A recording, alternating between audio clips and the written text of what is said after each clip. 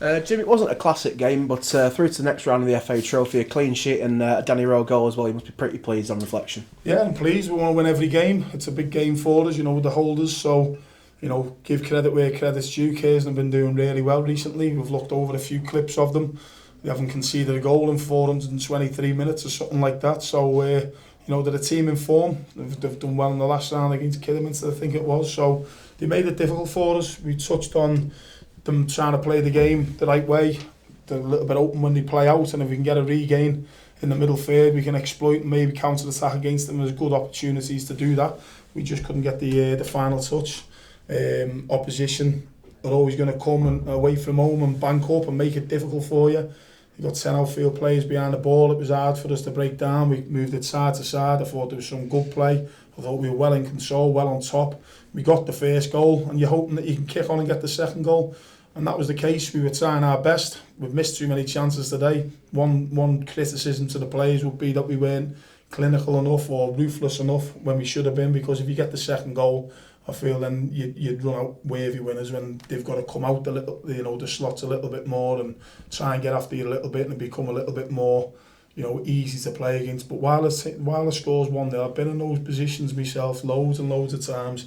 The start of the second half, we were well on top again, more opportunities to extend our lead, but it never come. And then suddenly there was one ball into the box, a little bit of a scrappy clearance, goes out for a corner. Suddenly you're looking at the clock, the opposition dugouts are getting a little bit more lively. They can sense maybe we can nick one here against the run of play, maybe a little bit of a smash and grab job. The momentum and the confidence can build in the opposition because the score is still 1-0. And ultimately, the flip side is, as a home side, you're thinking, well, this is not in the script, we should be out of sight. And then suddenly they're coming onto us, they're throwing caution to the wind. So psychologically, I've been in those battles before, as a team defending, when you feel that you should be out of sight. You could have been 4 or 5 up easily. And little bits in the game, like Rowe's chance when he's got into the box, he's chopped, he's got a shot off, he's absolutely banged it. The keeper saved it, he's just thinking it's going to roll into an empty net. But they get it off the line. Suddenly, if you're playing in that, you go, we need that to go in, just to settle everyone down. And the flip side again is the opposition go, this might be our day. So they kept plugging away, credit to them, kept putting balls in the box and asking a few questions of us.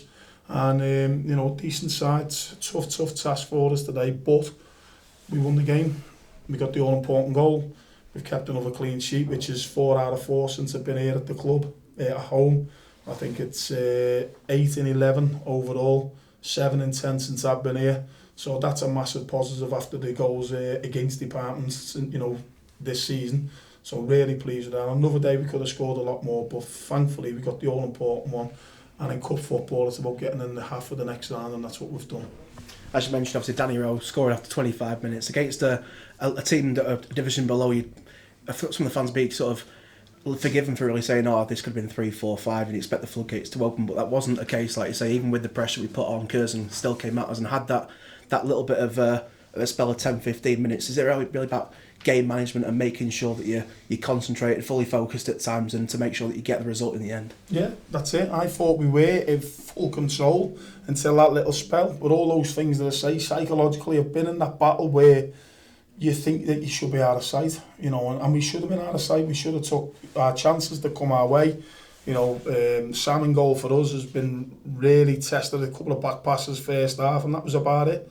So second half we went out, it was more of the same. We were camped in their half, we had opportunities, we couldn't take it. And if you do get your second one, then suddenly there's a little bit of a relaxation, a little bit easier to play.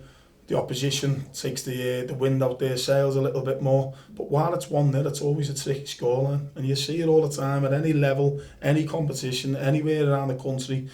That happens while the opposition think that they're still in with a fight and still in with a chance. That's what's happened today with us. We haven't took our chances. We're guilty of that. That's a frustration for me, that we've created enough opportunities to win comfortably today. I can sense the nervous edge amongst the crowd. I can sense it in the players. Honestly, I was a little bit nervous myself. It was a game we had to win today. And you're just trying to get the message on of just being composed, being calm, build again, keep doing what you're doing. you know, certain things can happen in games, like I said before, where the keeper pulls off a great save and you're thinking, get in the back of the net, 2-0, and then it would be a run-out worthy winner, but it wasn't to be. They cleared it off the line, and then their confidence grows. There's a little bit of doubt in our mind. Are we going to wrap this up? People always say it's one of them days when the opposition get in and nick a smash and grab equaliser or whatever it would have been. So ultimately it's about winning. We've won the game, we've kept another clean sheet. On another day we could score 4, 5, 6. We haven't, but we've got the all-important one that gets us in the for the next round.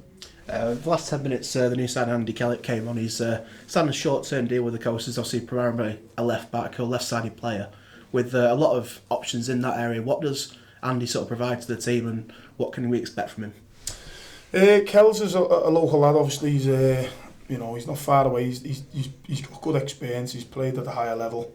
I've come up against him in the past playing as a number 10 for Chesterfield. He's been training with us for a good few weeks to keep fit.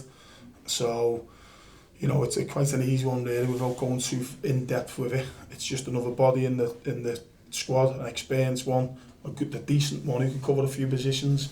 I don't see, and he doesn't see, his future line at left back.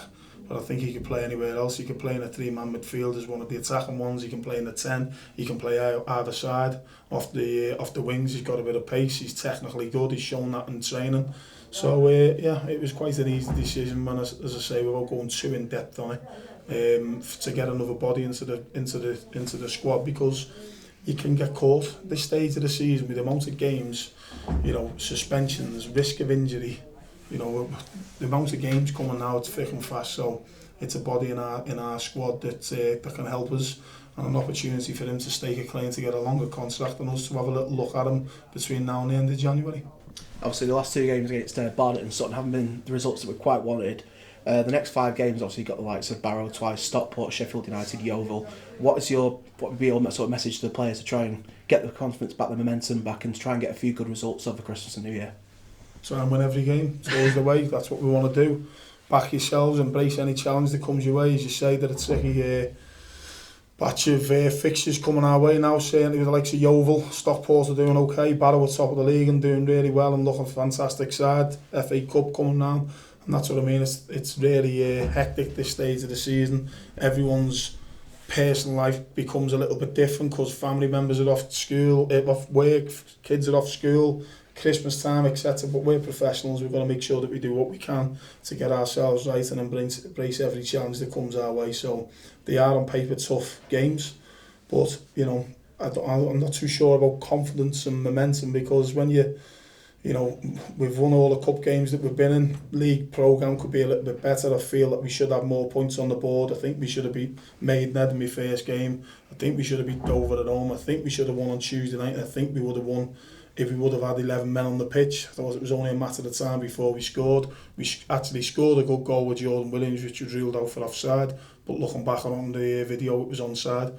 So, we've got to take it on the chin. It wasn't to be. Could have been better. But, as I said, 8 clean sheets in 11. That's a positive. Players were creating chances. We want to score more goals. But I'm hopeful that if we keep doing what we're doing, we will score more goals. We've got the back door sorted. We're just going to make sure that we do what we do going forward to create more and score more and win more games of football. So it is a big month for us. But we love a challenge, and that's what we'll do. We'll come out for every game and give it our best shot. Cheers, Jim. Thank you very No much. problem.